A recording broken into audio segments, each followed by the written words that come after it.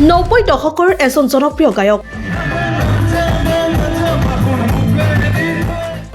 অসমৰ ইমূৰৰ পৰা সিমূৰলৈ আলোড়ন তুলিছিল যাৰ গানে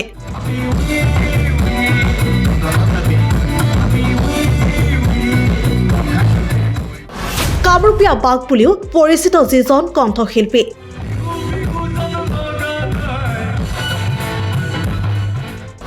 কুমাৰ ভৱেশৰ গীতৰ তালত মুগ্ধ মংগলদৈবাসী নাযাবা নাযাবা শুন মুকে এৰি থৈ বিহুৰে বতৰত আছা যে লুকাই বানপানী আদি নানা শ্ৰুতিমধুৰ গীতেৰে শ্ৰোতা দৰ্শকৰ মাজত খলকনি তোলা কুমাৰ ভৱেশে নিশা মংগলদৈৰ বিহু মঞ্চত গীতৰ লহৰ তোলে সুদীৰ্ঘ 24 বছৰৰ মূৰত কুমাৰ ভৱেশে মংগলদৈ গেৰিমাৰী অগ্ৰগামী যুৱক সংঘৰ উদ্যোগত 22 সংখ্যক ৰঙালী বিহু সন্মিলনীত প্ৰাণ ঢালি গীত পৰিৱেশন কৰে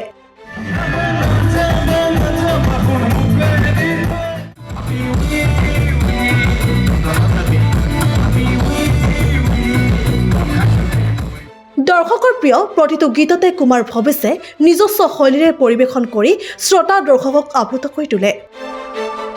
ৰাইজেও সুদীৰ্ঘ 24 বছৰৰ মূৰত প্ৰিয় কণ্ঠশিল্পীগৰাকীক কাষতে পাই আনন্দত মতলীয়া হৈ পৰি বহু নিশালৈ কুমাৰ ভৱেশৰ অনুষ্ঠান উপভোগ কৰে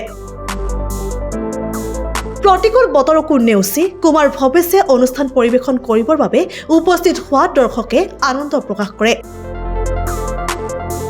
প্ৰতিটো সংগীতানুষ্ঠানতে আইতাসকলৰ লগত ধেমালি কৰা কুমাৰ ভৱেশে এই অনুষ্ঠানটো গামোচা পিন্ধাই আইতাসকলৰ আশীৰ্বাদ গ্ৰহণ কৰে দৰঙৰ পৰা ৰফিকুল হকৰ ৰিপৰ্ট প্ৰতিবিম্ব লাইভ